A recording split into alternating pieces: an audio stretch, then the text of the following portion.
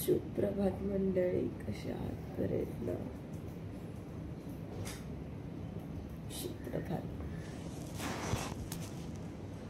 सुप्रभात लूसी.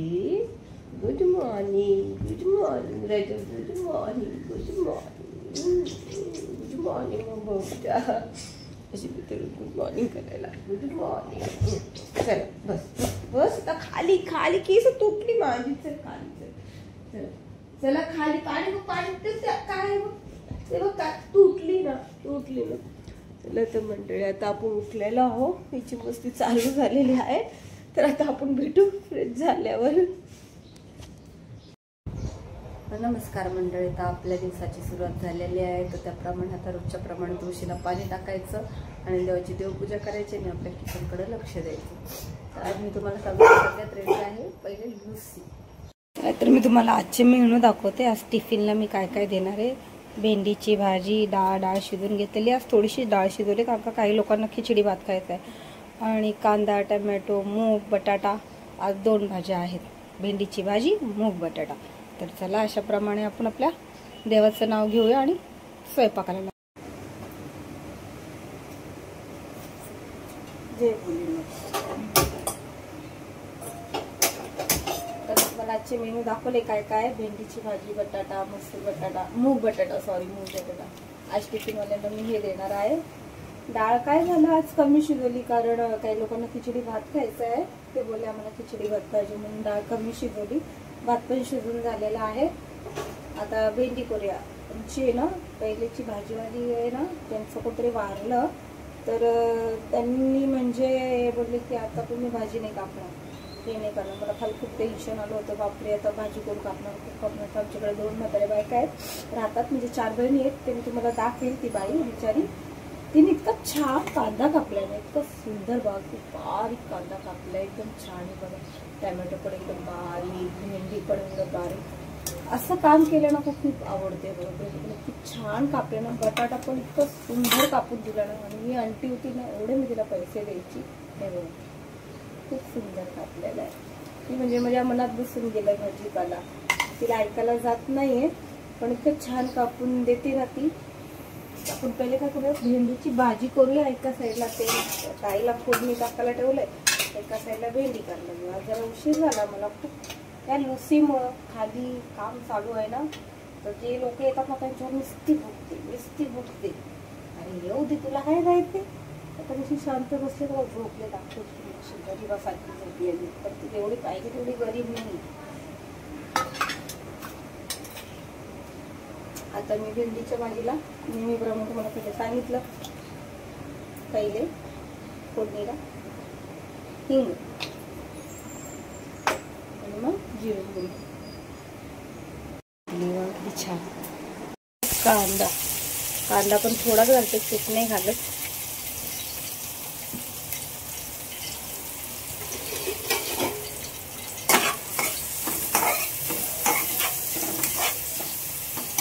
जेवढं फेकून देतात रोज एवढं जेवण वाया घालवतात. बाहेरचं आणतात, खातात, काहीतरी बाहेर त्याच्यात आणलेलं खाल्लेले, असंच रोज जेवण फेकून देतात. मला खूप वाईट वाटतं. लोकांना मिळत नाही जेवण आणि एवढं हे लोक नुकसान करतात ना की बास रे बास. तर कांदा आपल्याला थोडंसं हे झालंय लालसर, तर लसूण टाकते थोडा.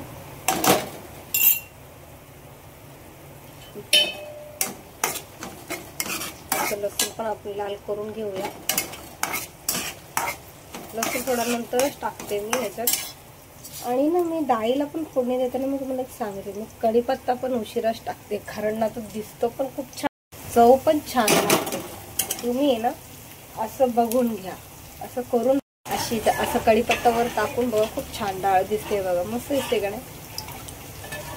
कढीपत्ता ना वरतूनच टाका, त्याचा वासही खूप छान येतो आणि ती टेस्ट पण मस्त लागते. आपण तेलात ते तडतडायला टाकतो ना, तर काय होतं माहिती का, त्याचा वास निघून जातो. कढीपत्त्याचा स्वाद जो असतो ना तो निघून जातो. म्हणून ते जरा वरूनच टाकायचं. तर हे झाले आपल्याला लाल. तर तिथे थोडा टॅमॅटो टाकू.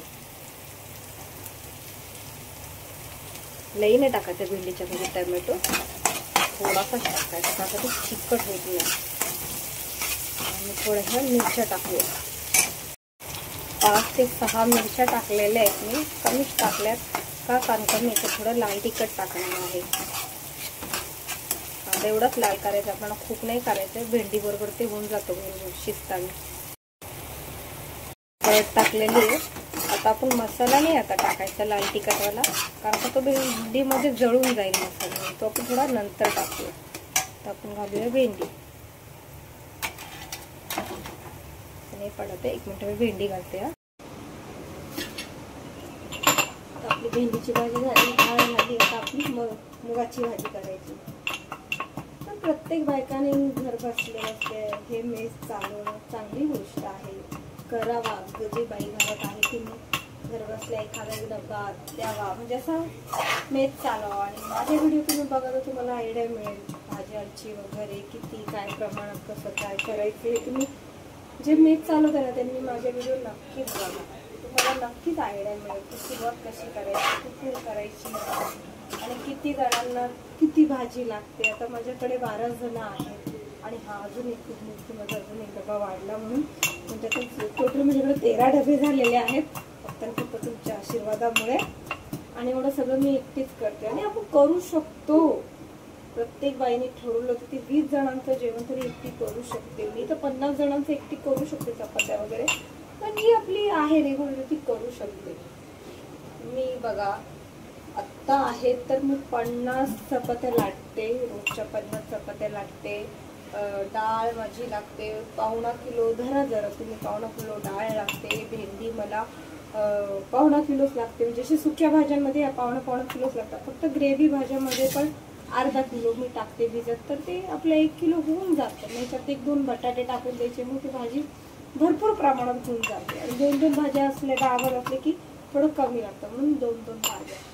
आणि आपण कमी पैसे घेतोय, महिना पण जरा तुम्ही कमी पैशापासून सुरुवात करा. लगेचच म्हणू नका की मला 4,000. मी तर स्वतःहून महिना 3,000पासून डबा दिलेला आहे.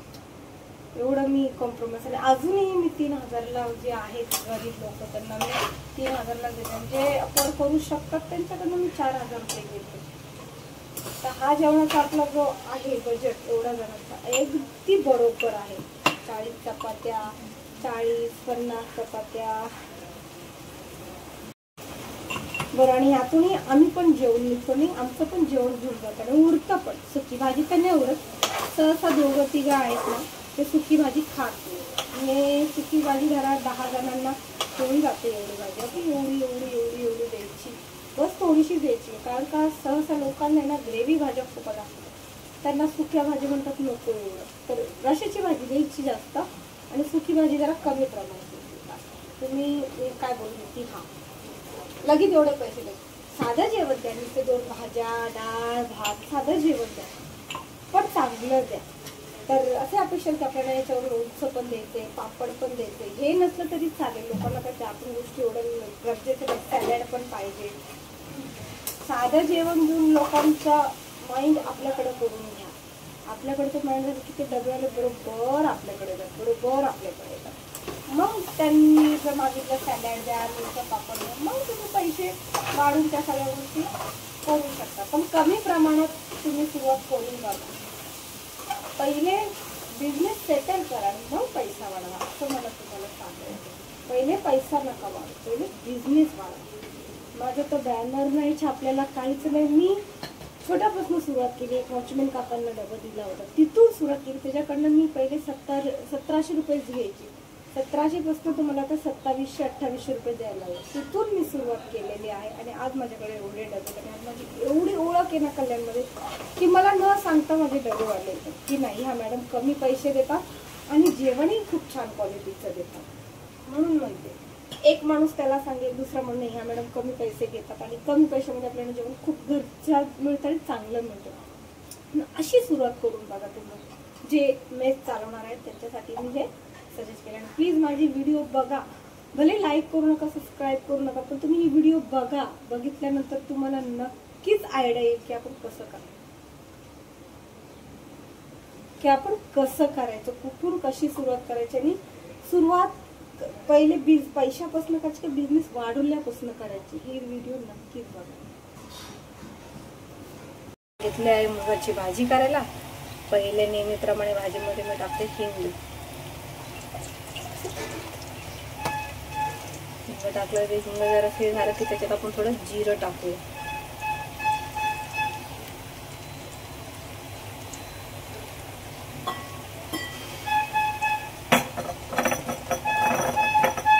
भेंडी पण आपली भाजली आहे ना, छान दिसते का नाही. त्याच्यात थोडं आपण मसाला टाकूया लाल तिखट. छान कलर आले बघा भेंडीला. तिखट पण नाही झाली काय नाही. जिरं मी अशी सांगते ना, अशाप्रमाणे तुम्ही ना डब्यावाल्यांना भाज्या द्या. हा बघा, ही बरोबर तुमची 10 जणांना भाजी होणार. थोडी थोडी एवढी एवढी द्यायची. ही पण द्यायची आणि अजून 2 चमच द्यायची. म्हणजे हे हा 1 चमच असं नाही समजलं तुम्हाला. एवढी एवढी भाजी प्रत्येकाला द्यायची. समजलं ना. टाकूया कांदा. तडतडलेला आहे.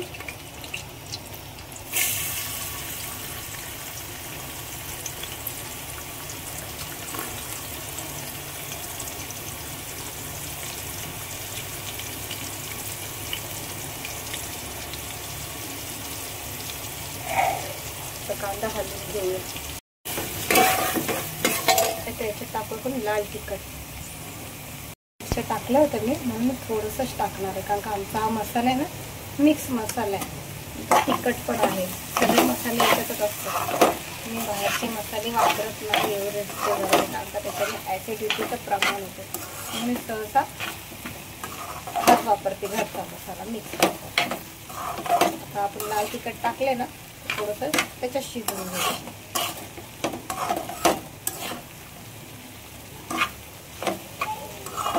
मसाला कधी पण ना नंतरच टाकायचा सुक्या भाज्यांमध्ये, का खाली लागत नाही आणि जळत नाही. छान दिसते ना. आपला कांदा लाल होतो.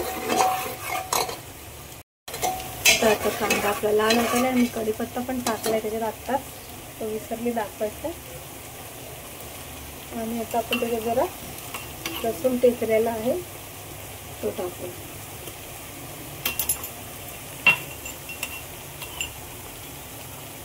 लसूण थोडा नंतरच टाकायला, जळत नाही. थोडासा कांदा लाल झाल्यावर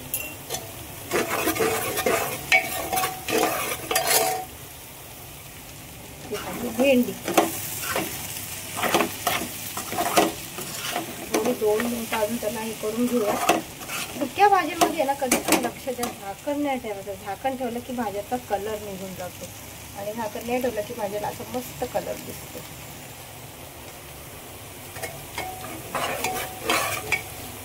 लाल होत आलेलं आहे बघा. लसूण पण लाल झालेला आहे त्याच्यात टाकलेला. ते बघा आपण टाकूया टॅमॅटो.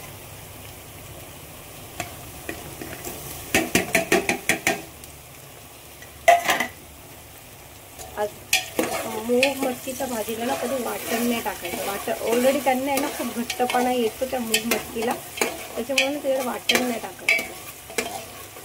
त्या कांदा टॅमॅटो मस्त आपण बारीक लाल म्हणजे शिजून घेऊया, त्याला एकदम घट्टपणा येतो. आणि आपल्याला टाकायची आहे ही आलं लसणाची पेस्ट. चांगली क्वालिटीची आहे ही आणि चव पण येते.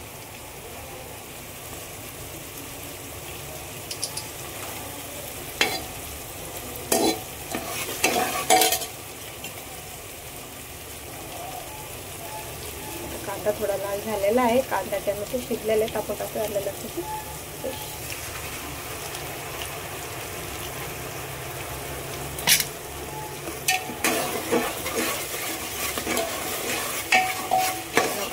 शिजून घेऊया. आपण आता कांदा टॅमॅटो आलं लसणाची पेस्ट टाकली होती, शिजून घेतोय. भेंडीची भाजी पण झाली, डाळ पण झाला, भात पण झालं. तर आपल्याला करायचं कसं चपात्या. चपात्याला मी पीठ नाही ह्या वाडग्यामध्ये मळते. तुम्ही बोला होता एवढं त्यांना जरूर ते एवढ्या वाडग्यात मळते, थोडं थोडं करून मळते, कारण वाडग्यामध्ये पीठ ना मळायला मला खूप आवडतं. ते ना इकडे तिकडे सांडत नाही. परात आहे म्हणजे मोठी आहे, पण ते सगळीकडे लागतो ना खूप पसारा दिसतो म्हणून मी छोट्या छोट्या वस्तूंमध्येच करते.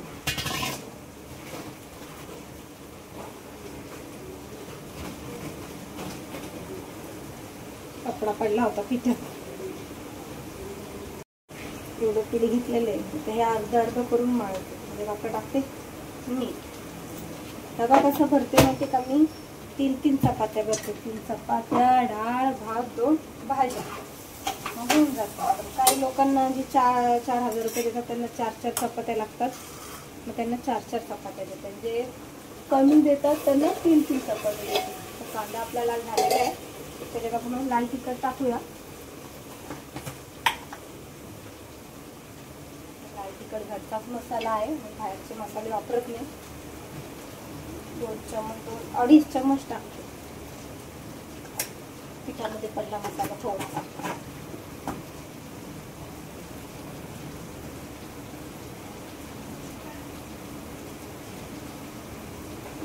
तर त्याच्यात टाकले हळद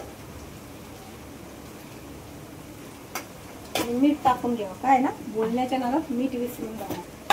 मीठ टाकावे मला चवीनुसार.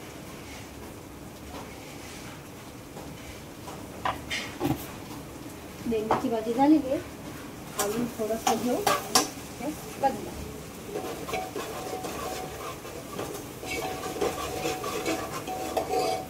झाले पाणी लसूण तेच लावलं त्याच्यात. थोडंसं एकजीव करून घ्या. मी तुम्हाला दाखवते.